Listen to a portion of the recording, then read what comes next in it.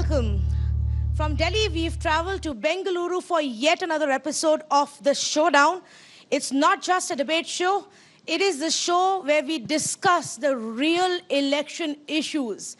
Issues that should matter to all of you as a voter, and that should actually drive the election agenda, apart from the rhetorics that we see every day.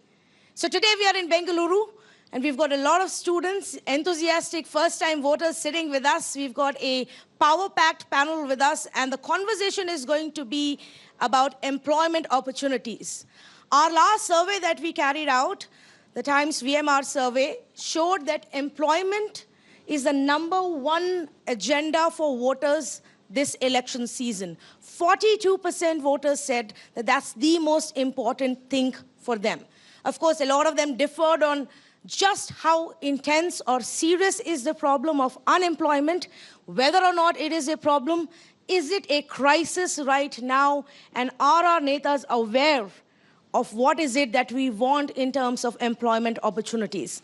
So that's the conversation. Let's say hello to our panelists who are joining us this evening. I'm going to start from this side. Brijesh Kalappa of the Congress Party. Thank you for joining us. Vivek Reddy of the BJP with us today.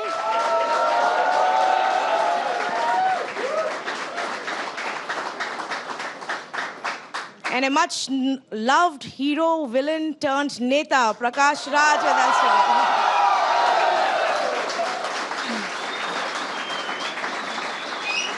And a man that I have been personally tracking for a really long time, since I was a cub reporter, Harish Bijoor, a noted citizen voice and a brand consultant.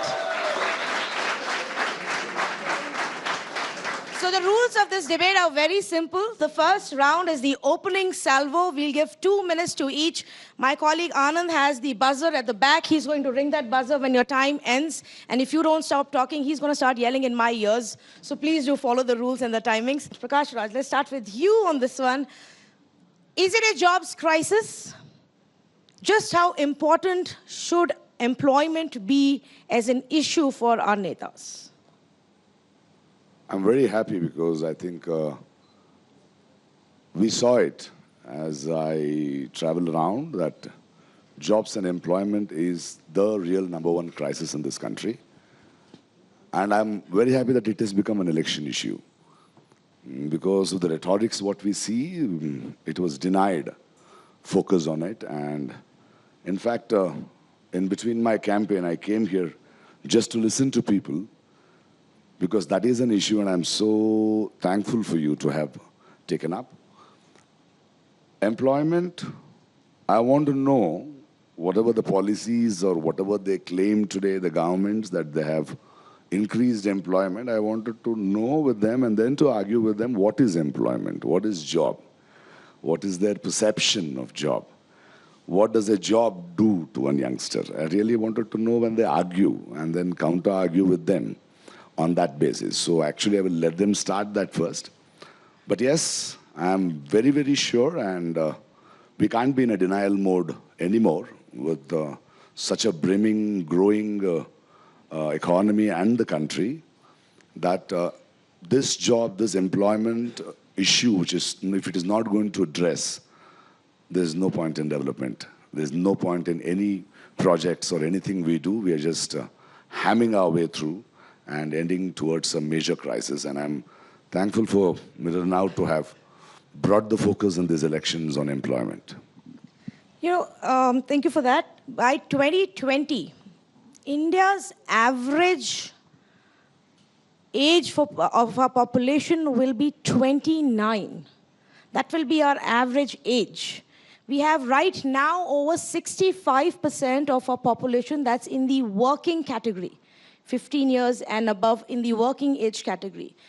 So not only is employment a big issue for every other country, it becomes even more important for our country because we are a very young country, and every year we are adding a significant amount of people to that working force. So it becomes even more essential for us to ensure that we keep generating more jobs. And Harish, let me come to you on that.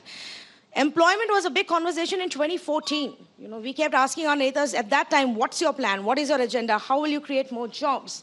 Do you think in the last 5 years we've managed to come up with those policies to create more jobs?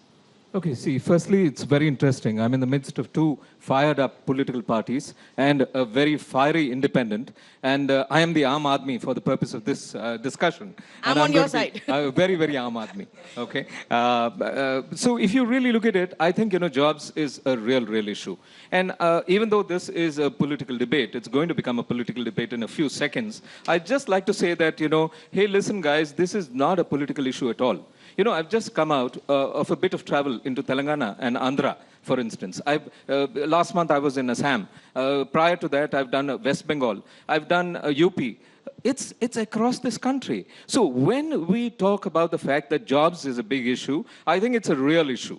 The young of this country don't have enough number of jobs. 2, they don't have enough quality of jobs. 3, the remuneration that they're paid for the kind of jobs that they actually get in this country and become a statistic of a job holder, the remuneration is not enough. I have done a study where it says that, 63% of the potential remuneration of an individual is paid to an individual in a big city. And I'm talking about 10 metros in the city. So that is really a half-filled glass. So jobs, real issue. Young people's angst is the real issue. And guess what, guys? I think we are all getting excited by technology. We're getting excited by automation. We're getting excited by IT, ITES, the so-mo-clo-litic era, the social media, the mobile, the cloud, the analytics, the IoT, the AR, the AI. But listen what? One important thing you and I must remember, even as we get excited about technology is a job gobbler. So if jobs don't exist already, believe it or not, technology is going to gobble more jobs. And that is a reality. So I think somewhere we need a policy which actually gets implemented by the powerful in this country.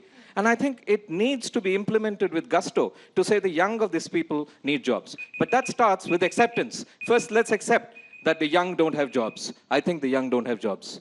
All right. Let me just get everybody's opening comments and then I will come back to you. So, Vivek, do you want to respond to what he just said also? As you make your opening remarks, let's end the denial. Let's accept that there is a problem. Well, I think Harish and Prakash Raj must know, and also Congress will oppose this, I know. But kindly consider these facts and figures. That is what I want to ask the youngsters to look at. What has happened to India over the past 5 years?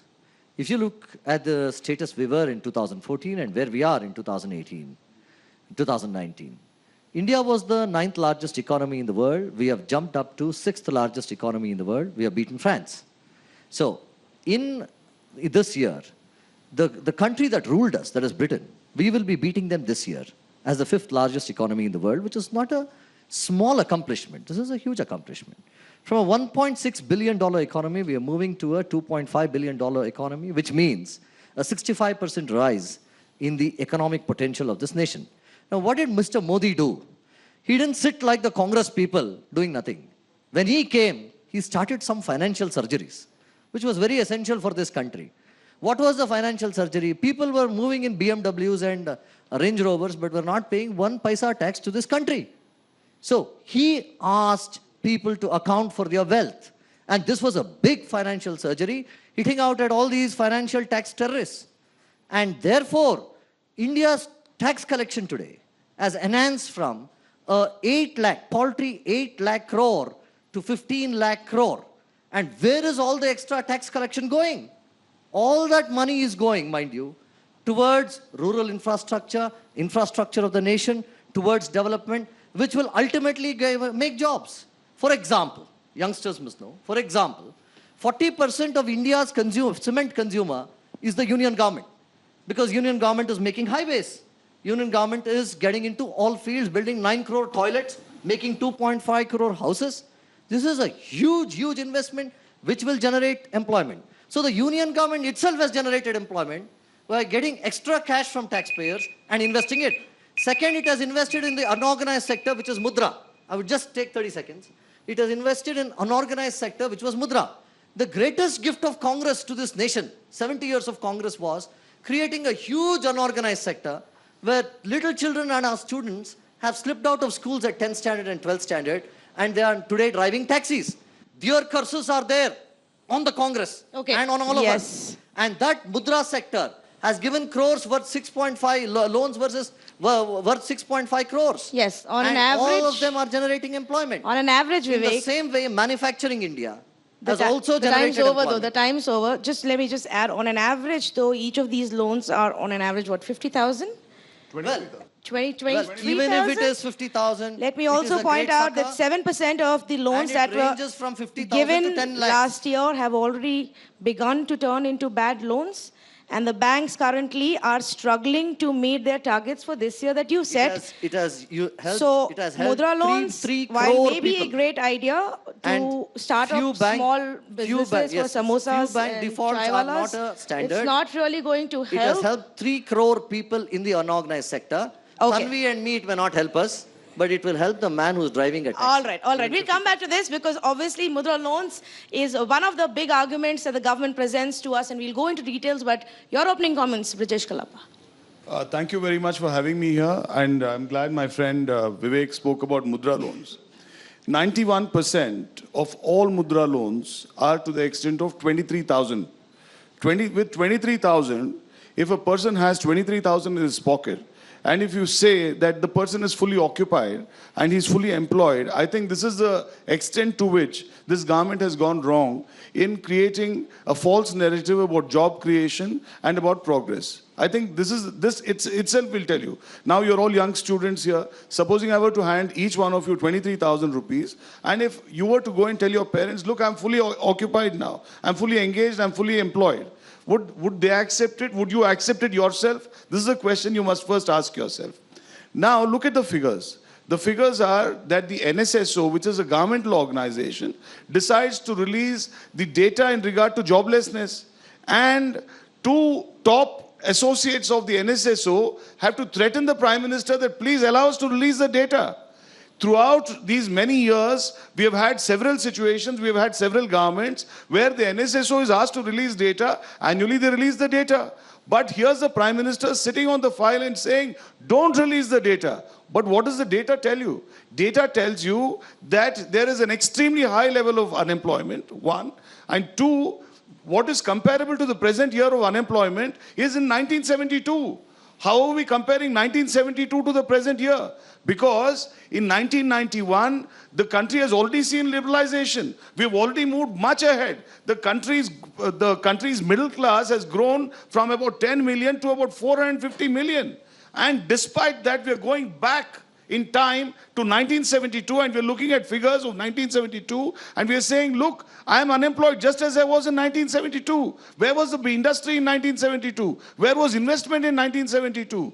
Now you're comparing yourself to 1972. Is this a parameter under which you can compare yourself and say you're still progressing? Is this what anybody will accept? Or only a self-deluded government will accept? I think it's for you to decide. By a show of hands, let's get you involved in this. By a show of hands, how many of you think that employment or jobs crisis is a real issue right now? All right. How many of you think that perhaps the current government is in denial of this jobs crisis? Well, that's a very telling sign. While a lot of people thought that employment is a big issue, they think the government is completely up to speed with where we stand. Let's start with round 2. Opening salvos done. Counter-attack begins now. Prakash Raj. I want to ask both of you, Congress and BJP, what do you mean by jobs? Job is not earning money. A job in this country is an identity. A job for a human being is his language. A job for a person is his relevance in this country. You people should have understood of a vision that it is creating job, it is career building and nation building. Your whole focus has not been on education.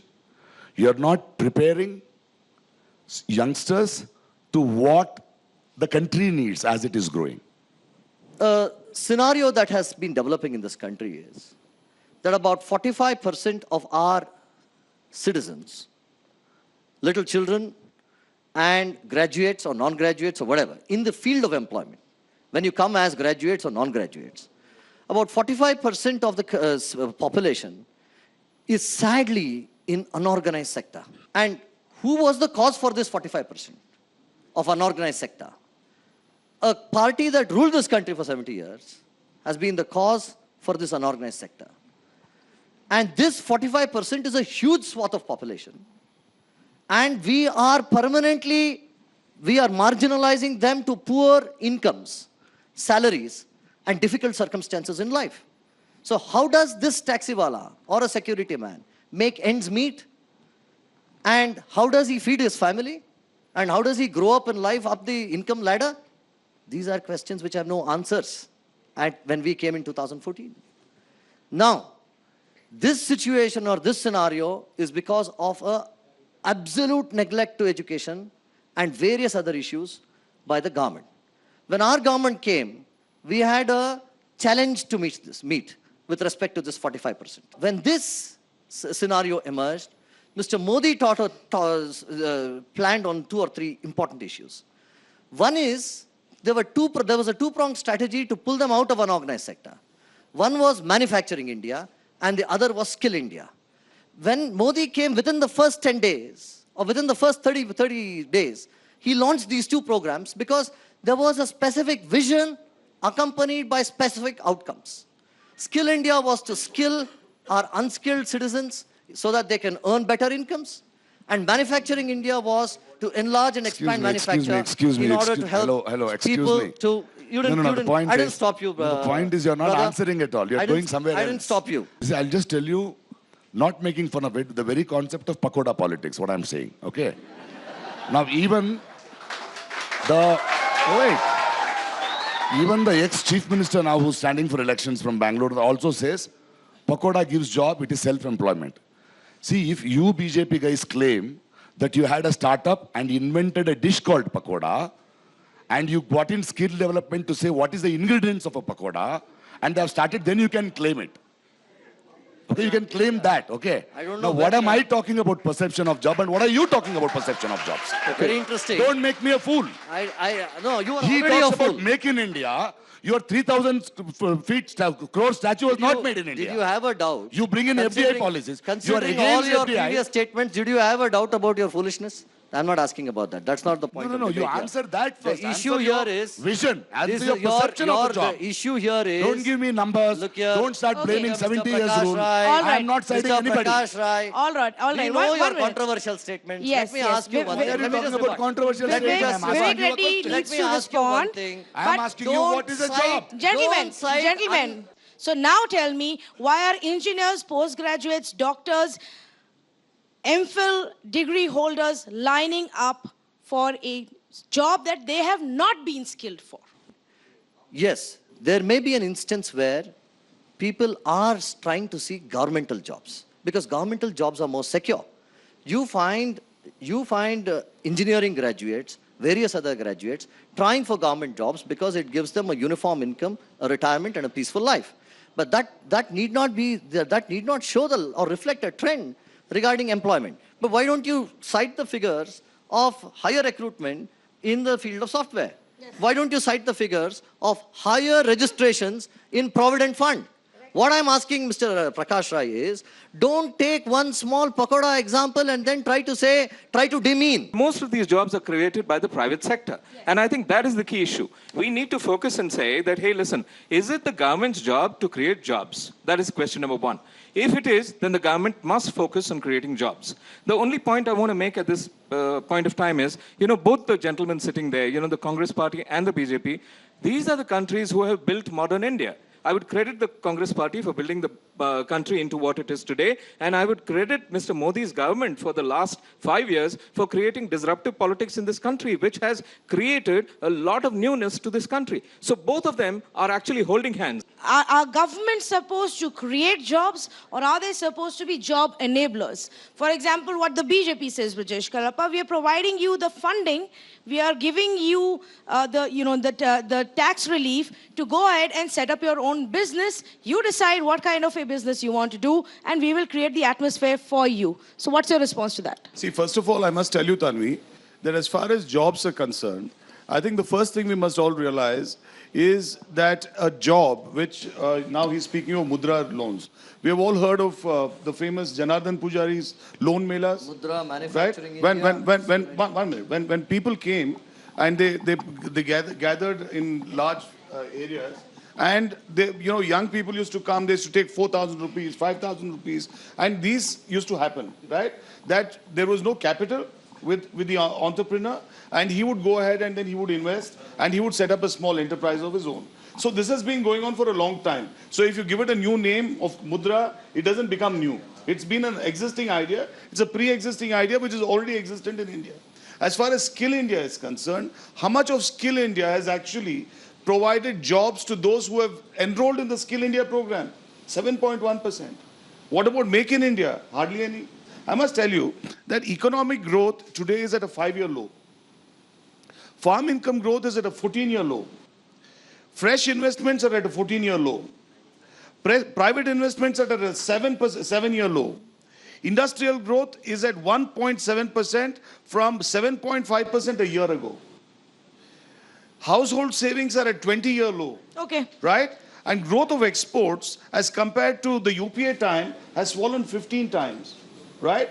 Now you're speaking of a situation where jobs are there, according to them, but the economy is floundering. But Mr. This is not Kalappa, correct. what you're not understanding is that the government is not saying that there is a slowdown. The government is saying we are the largest and the fastest growing Yes. economy right now. Look at our growth. How can we have such a growth But without let me answer with that. jobs crisis? Let me- right? What has happened is, when India is growing as the fastest economy in the world, this is World Bank stated. World Bank testifies to this. And India has jumped from the 9th to 6th largest economy. Based on your numbers. And the GDP, World Bank. This is World Bank. Based on the numbers This is you World gave. Bank. This is World Bank numbers. World Bank numbers, and the World Bank numbers testify to this. This is an indicator where India is going. The economy is doubling up, tripling up, and moving fast. The second thing is, if you look at the Provident Fund organization data, there have been millions of companies that have enrolled over the past 4 years. And these companies enroll. When do these companies enroll? The enrollment of these companies is when they are forming companies, they are starting businesses, and the businesses are recorded in the Provident Fund department, and they are hiring more. And the higher hiring is reflected in the Employment Provident Fund data. And they also say that the workers reported, highest number of workers reported, is in the bracket of 21 to 26. So this is how India is going. Unfortunately, Okay. I'll translate that to you. Prakash Raj and Bansi I'll Kalappa will never translate that accept to you. because Atristin Hamashko sto don ton tin tin. Hententlon ton ton ton ton ton. That's what he's saying. That's exactly what he's saying. He's just doing tongue Okay. twisters. you have proved yourself to I be a just- joker. What can I do? I think 30 seconds to Harish Bijoor, and Yeah. then I think it's time for the voters. Okay, my So, 30 yes. seconds simply is this, that, hey, listen, guys, nothing is black and white. If you really look at the 5 years of governance of the Modi government, there have a lot of good things been done by the Modi government. We cannot ignore that. But if something has not been done, there are two spaces. And those two spaces need to be center stage by the government of today or the government of tomorrow of whatever color. One is jobs and the other is farmer angst. Now, farmer angst is yet another issue, which is another topic altogether. But this should be center stage. We should not live in denial. We must accept that jobs are important and address the issue of Okay. jobs. The last round is to say what is the way forward. But we'll take a 30-second break, recharge our batteries so that our politicians are ready to face the voters, drink some water, and be right back after a break.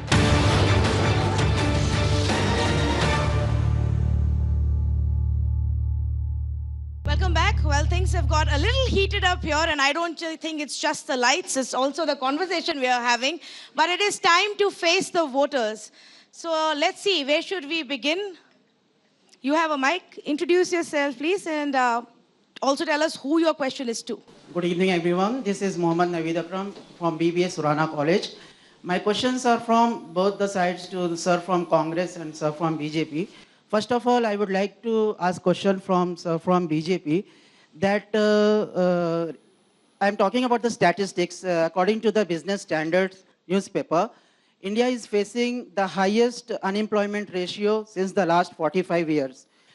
And the demonetization that was introduced by the Modi government, I think it has caused the small scale workers and poor people that have suffered a lot. I don't think any business house or any elite people, they have suffered much. So how do you think that we are safe in your hands if you again come to the power? Well, ma'am. And we also heard about some Nirav Modi case that you want all the cash in the bank. But someday some Nirav Modi comes and he takes all the cash from the bank and he fleds away from the country. So we are not safe. Okay. Can I So just answer? that's two questions. I'll request people to keep it to one from here on, but since you've asked those two questions, let others also get a chance to ask. Okay, so Vivek, you want to Yes. respond? Yeah, thank you, Mohammed. Well, let me tell you one thing. Your first question was on demonetization. And prior to that, you had asked... Unemployment, highest in 45 years. Well, this unemployment, 42 years, comes from a very interesting source. The opposition is manufacturing certain reports also. NSSO is One not second, opposition sir, report. it is not that. There It's is a it's CMI government report. organization. There is a NSSO is a CMI government report. organization. Hold on. Let me just complete. Hear me out. There is a CMI report which brought out this issue of unemployment. The CMI report, very, very interestingly, the CMI head who published this report, he says Modi should not have hit Balakot. You should have spoken peace. Now, the person who has made this report comes from a certain political ideology. It is very apparent. This Mr. is Reddy, one. I think you've got it wrong.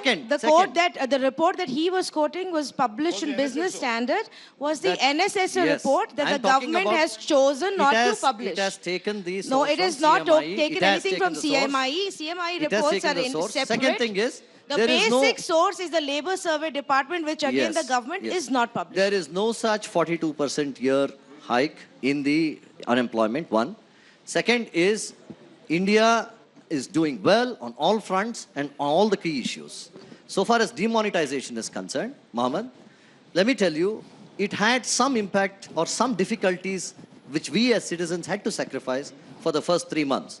But what are its gains? The gains are very big. If without demonetization, India would not have been an economy which had a budget of 8 lakh crores. It has jumped to 15 lakh crores. The last question is, it pains me to tell you, you have spoken about Nirav Modi.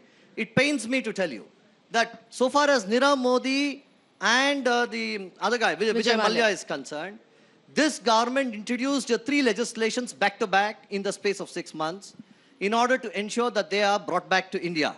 One is the Fugitive Offenders Laws, which declares a man who has run with Indian money a fugitive. Second is, they have already issued declarations under the law that they are fugitives. They are being pursued in the courts of England so that they are brought back immediately. But Mr. Reddy, now, your law has let me nothing just- to do with what the UK court decides. One second. Don't One mislead second, Tanvi. people. Well, I'm they not have already misleading. become fugitives. You I'm can't not bring them misleading. back. That's on to the One UK second, court. Tanvi. Just listen to me. You can In get some of the comparison- assets back and some in of the money back. comparison- One second. Yes, your names. Hello. Hello, my name is Nikhil. If there is a job vacancy or anywhere something like that, give money and take the job. Why is that so mean to get to the lowest level? So far as recruitment is concerned, when Mr. Modi came and became the Prime Minister of the central government, he ensured that in all central government jobs, everything is online, decisions are made on marks, and the scope for interviews is very, very less. If you are asking for a central government job today, you are going to be assessed on merit. If you are going to ask for a state government job today, you will be asked for other things. Your face value, He's speaking of your Gujarat. other values. Speaking of Gujarat. This is Karnataka. The question to you, because I know they all are very angst. What is the They have a question? lot of angst against the Congress and the Is BJP. there any question to me? But you're not the new Neta. You tell us, how should we fight corruption? Why are we not able to get it out? First, send these 2 guys out of this country. You are nobody to do that. And then, no, wait. Are you the immigration I am officer? not asking, I'm asking them. He said perfectly well. I'm asking them. What I am saying is, we need to change these setups. Getting cases, as you said, right? Agree. You should do it, no? Both of them are hand in glove. Both of them are Right. hand in glove. Yeah. We can't continue to be in this denial. We need to change the whole system. They want a central party. We, the citizens, should understand we need to readdress things. I'll just give you an example of where you have to change things. There is an agrarian crisis. My dear friends, the truth is, central government has one single policy across the country. We need to readdress it. A farmer's issue who's next to a river is so different from a farmer who grows on one rainwater a year, and a farmer who grows things on a hillock. It has to become a state subject. Only then we can get the way. These guys are the same kings whom the democracy didn't want in another form. They have made the whole business of elections into dhanda, governance into dhanda. None of the policies are pro-people. There is no vision. There is no intention to do anything. Farm loan waiving is just a vote bank policy. Will they do it again? In Karnataka government, they're doing a farm loan waiver.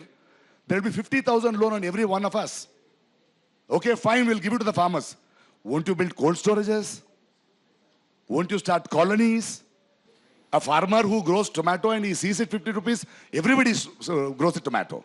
By the time he reaps, it's 5 rupees. They don't want to do anything about it. They want to wait for the next election. They want the agrarian continue to go and then again do farm waiving. They have no vision. Both of them have lost the trap. We as citizens need to understand we need individuals who have a vision.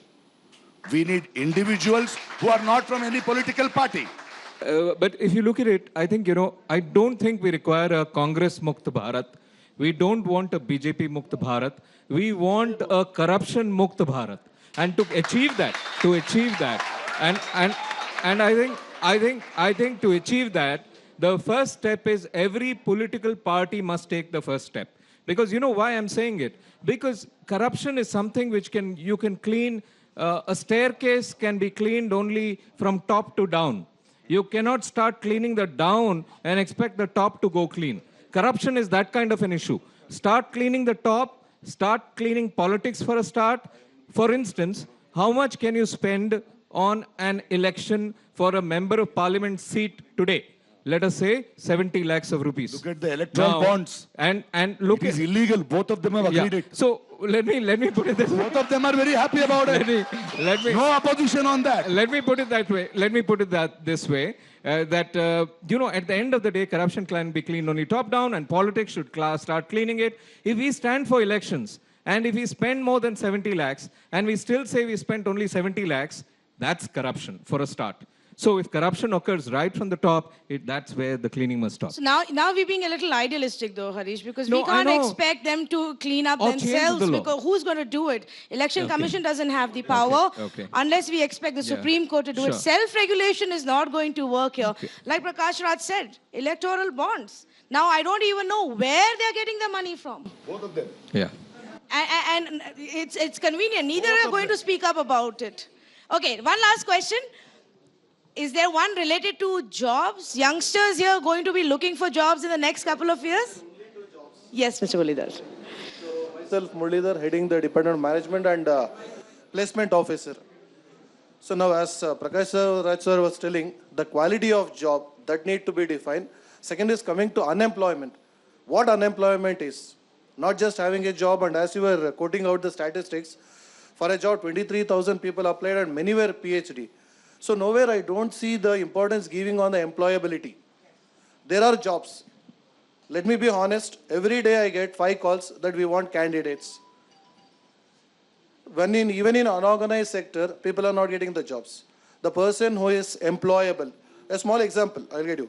There's a very small shop which pays 50,000 for the person who prepares masal puri and pani puri. Now, why are we focusing on creating the employability? People come out as engineers. How the products come out. But the products have the quality which is controlled at every step, and which are not good are rejected. But as human beings, when graduates are coming out, it may be engineers or MBAs or BCom students or BSc, BA, anything. Correct. why the employability is not being installed, communication skills are not there. That need to be understood. And as I totally agree with Prakash sir, he was telling the basic education system has to be made very strong so that when a person comes out, he comes out with the confidence. So what are the steps that need to be taken? It is respect for any party. It's for all the intellectuals to give us the correct answer so that that can come down. Because every company has opening walk-ins every day. There are people who have got into agriculture, new methods of agriculture, getting wonderful results. So why don't the focus be on Point that? taken. Thank In fact, you know, the point that you've raised will bring us to our last round, the final remarks, because let's look ahead. Let's hear from all of you, what should the solution be? What is Rahul Gandhi's vision? What is Narendra Modi's vision for the next 5 years? How are you going to create jobs, better quality jobs? And what is Prakash Raj's vision on that? And what is it that the common man wants? That's the last round. Let's start with you, Brijesh. See, as far as job creation, I really appreciate what you said. And today schools actually, since the 1800s, schools are actually preparing persons to be employed in a factory, right? So they don't have this kind of creativity.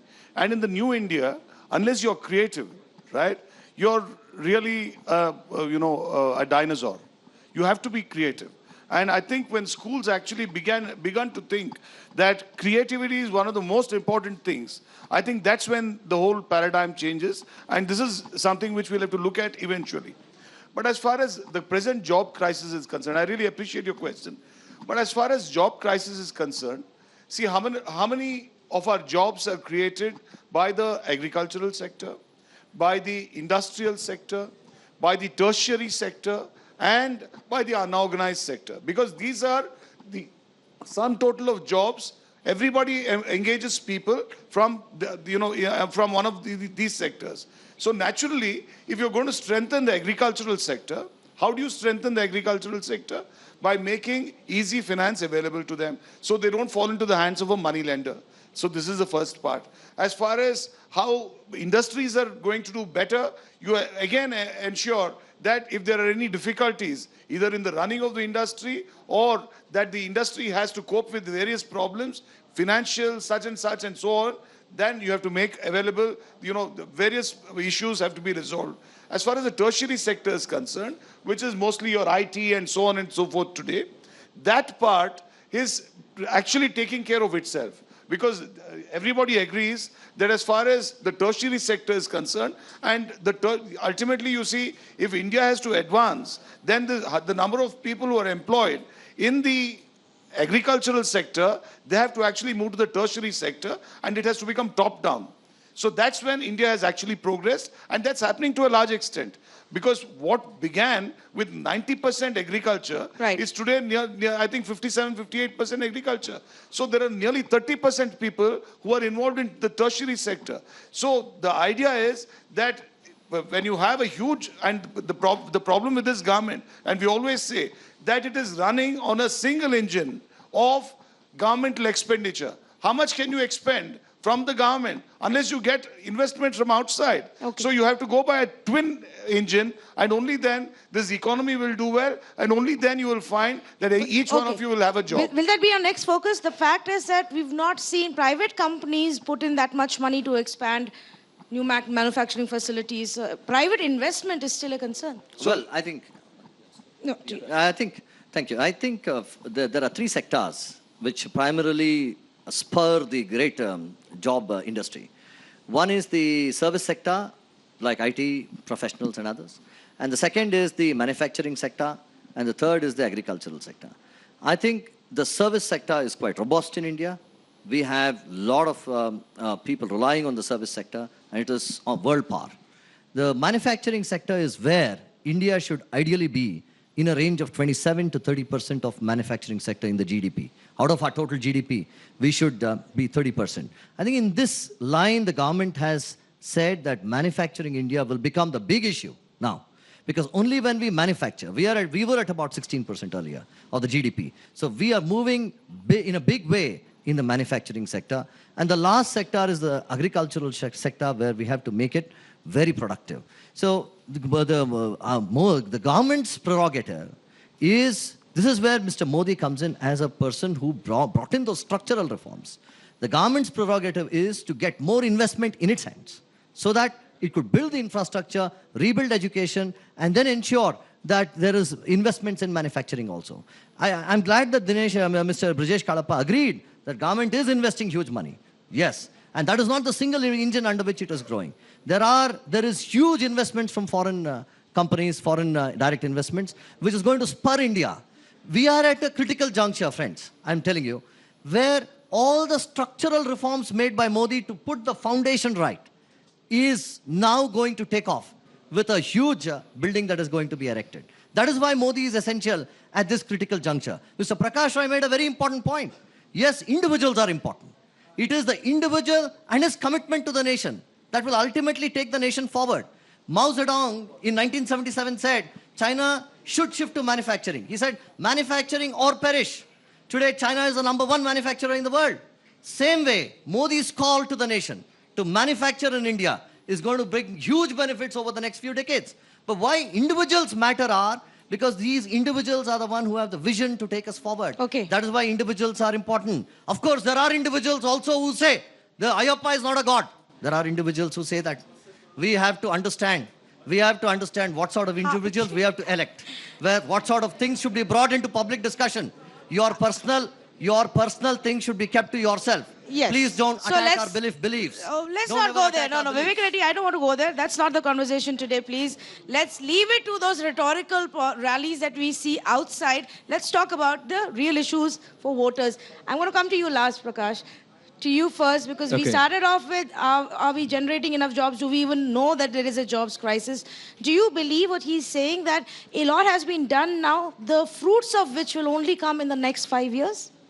Well, I'm not sure because I don't know the details. But what I'm sure about is two things. One is, the first aspect is the GDP of this country, which Mr. Vivek referred to. And if you look at it, its GDP of the country is very lopsided. You know why it's lopsided? Imagine there is a stool in this room. It has 3 legs. On one leg, one of the legs is services. The length of that leg is 56 feet, which is 56% of the GDP of this country comes from services. The length of another leg is 30, and that makes it 76, and 56 plus 30 is 86. And the length of the second one is actually manufacturing. And the length of the third leg is only 14. And that is the lopsided GDP story of this country. When the agriculture leg is only 14 contribution to the GDP of this country, and it has progressively worsened, it simply means that agricultural jobs will not be there. Agri-angst will be there. When manufacturing goes on a static manner, it means manufacturing jobs are static. There are no new jobs in manufacturing. And if the services leg is very high, the jobs are in services. But remember, the food security of a nation depends upon its agriculture. You cannot have this lopsided legs. The second point, and the last point I want to make, is that, there are 3 sectors which can create jobs in this country. The first sector is the government. The government cannot create all the jobs in this country. The private sector is the second sector which can create jobs. And then there is a third sector. The private sector is doing its best. The government has to create the ecosystem for the private sector to flourish and run. The third sector is really the sector of education. Every educational institution of ours is a job factory, actually. You are creating workers for the future. However, our education pedagogy does not allow that. It allows you intellectual stimulus, but it does not allow you the hands and legs stimulus. So I think it's very important for educational institutions to become the job factories of the future, and educational institutions to generate a nation of entrepreneurs who will not go for a job, but who will give jobs to others. Well, you started off this conversation by asking them to define jobs. We come a full circle and we wrap up with you. Comments. It's very important that today, whatever the jobs they promise, it can be given. When I'm talking about present unemployment, to some extent, look at their schemes. They have free meal in government schools. You know what is the woman who cooks a meal is paid? 2,100 rupees. Why will she not steal? They are not addressing the issue of job security and dignity of jobs. We have government schools which can give equal education and quality education. They have just left it away. And there have been so many teacher trainings, and we have more than lakhs and lakhs of teachers without job. And a lot of teachers are taken on contract. How does a human being who has a contract job come back home or go out of the house not knowing will he have a job tomorrow? We need to think about it. First, we need to set up this. And the second important thing I would say is reimagine the future. Reimagine the future with your children. I was talking in Cochin someday, and there was a kid who came who was 16 years old, 15 years old, and he said, I would like to write a script. I think I have it in me. And his father said he's an idiot, he doesn't know anything about it. I asked his father, do you know writing a script is? He says, I don't know. Then how dare you tell him not to do it? If that child has a dream, take him to somebody who knows it. Probably he is right. We need to understand in this country, children are the victims of this education system, and these children are in the hands of the victims who are parents of this system. And that is where we need to clean it. That is where we need to have a reimagination of the future. And on that note, let's wrap this up. The fact of the matter is, like Prakash Raj said, there are teachers who don't have jobs, thousands of them protesting in many parts of our country in different states. Contract teachers who haven't been paid. That's where the problem of poor education starts. You have protests happening in all states today based on community reservation, quotas for upper caste and lower caste and economically backward. And all of this actually, if you see, boils down to people not being happy with their current circumstance. If they had a good, clear path, if they had good employment opportunities, if they had good personal development opportunities around them, nobody would be out there on the streets protesting. And I think it is high time that our politicians understand that and start addressing it in that way. Quotas can help you now in the short run. It will destroy this country if you do not come up with a proper policy. Along with this, has to come a proper long-term policy for jobs, which you don't have, which I don't hear any politician talk about right now, at least from our mainstream political parties. There is no plan in place. And so it is your responsibility as voters to remind them. Every time somebody comes and asks you for a vote, ask them, what is your plan to create more employment for me and for my children in the coming years? Thank you so much. You've been a lovely audience. Thank you for our panelists joining us here in Bengaluru City. Thanks so much, guys.